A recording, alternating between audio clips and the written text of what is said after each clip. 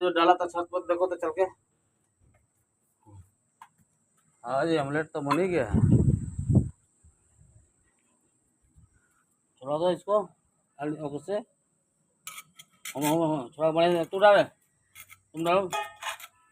ये तो बहुत से ज्यादा सीन चुका है। ज़्यादा सीन गया होने से पापड़ बन गया उनके।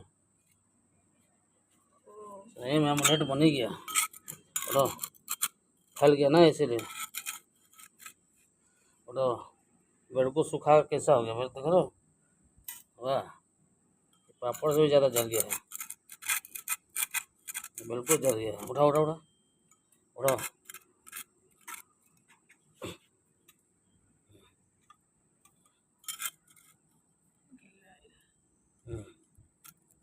उठाओ, बिल्कुल सुखा गया है।